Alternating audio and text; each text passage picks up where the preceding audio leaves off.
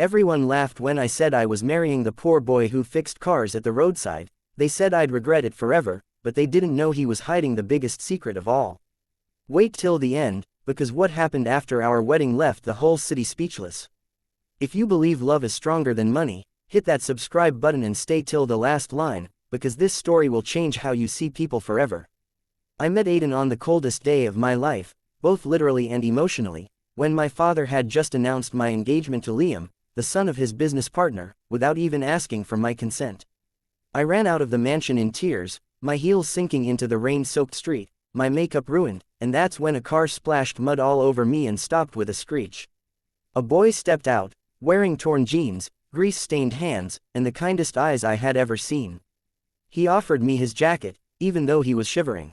"You look like the world's been unfair to you," he said softly, and for the first time in years, I felt seen. His name was Aiden, a mechanic working long shifts at a small repair shop. He lived with his younger sister, Lily, after their parents passed away in an accident. Despite his poverty, his laughter was rich, his words sincere, and his dreams larger than life. We became friends, meeting at the same spot every evening, and over time, friendship turned into love. When I told my family about him, chaos erupted. My father called him a gold digger, my mother cried that I was throwing away my future, and Liam threatened to ruin Aiden if I didn't end things. But I didn't care. I chose love over luxury, and within weeks, I married Aiden in a small ceremony at a local church, wearing a borrowed dress and a smile brighter than diamonds. Our life together was simple: tiny rented room, shared meals, and dreams whispered under the stars. He worked tirelessly, fixing cars during the day and studying at night. People mocked me, old friends, ex-classmates, even strangers, saying I married a loser. But I held on, because I saw something in him no one else did, a fire that refused to die. One night, I found Aiden sitting silently on our balcony, staring at the moon. He told me about his dream of starting his own company one day, a company that would give jobs to people like him, who came from nothing. I believed in him completely. And then came the storm. My father's business collapsed due to his partner's fraud, and suddenly, we were broke. The same friends who mocked me now pitied my family. Meanwhile, Aiden's repair shop was mysteriously burned down, leaving him jobless. I feared this was Liam's doing, revenge for rejecting him. Still, Aiden didn't break. He said, "Maybe life is testing how badly we want our dream." For months, we struggled. Some nights, we ate nothing but instant noodles.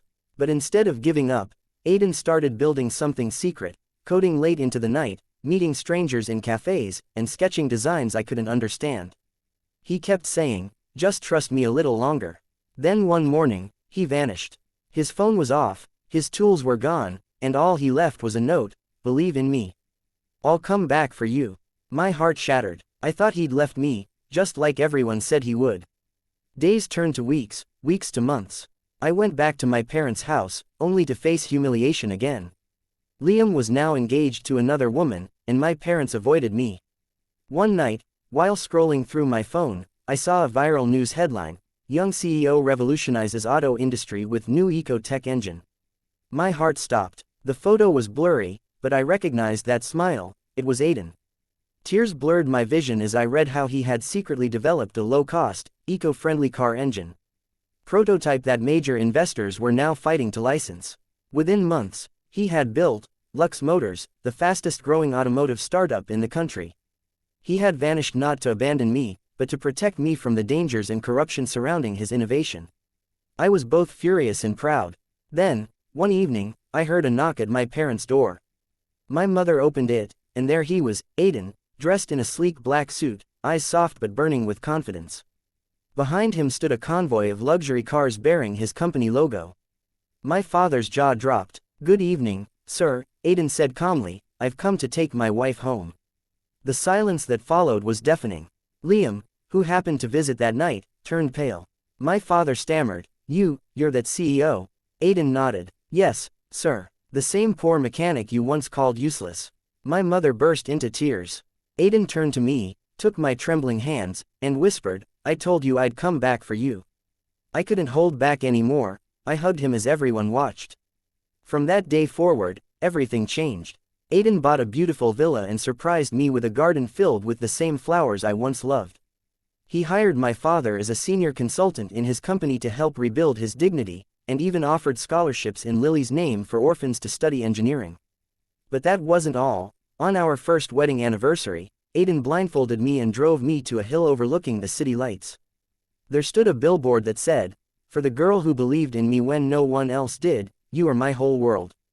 I burst into tears. Aiden knelt and handed me a new wedding ring, one engraved with the words, "Forever yours." He said softly, "I may have built an empire, but you built me." Years passed, and our love only grew stronger. Whenever reporters asked Aiden about his success, he always said, "I wasn't chasing money. I was chasing a promise." And every time we passed by that old repair shop, now rebuilt and turned into a free training center for young mechanics, he'd smile and say, "That's where it all began." The same people who mocked us now admire us, and my father proudly introduces Aiden as the best decision my daughter ever made. Sometimes, when I watch him playing with our two kids, I think about that rainy day when a poor boy handed me his jacket, not knowing he'd one day wrap me in a lifetime of love and security. Our story became a living proof that love can outshine judgment, faith can turn failure into fortune, and that sometimes the poorest boy carries the richest heart. And so, whenever people ask me how it feels to marry a CEO, I simply smile and say, I didn't marry a CEO. I married my miracle. So if you ever doubt the one you love because others can't see their worth, remember this: diamonds are just coal that refuse to give up under pressure. And love, true love, is the fire that makes it shine. Subscribe for more stories that prove miracles still happen when your heart refuses to give up.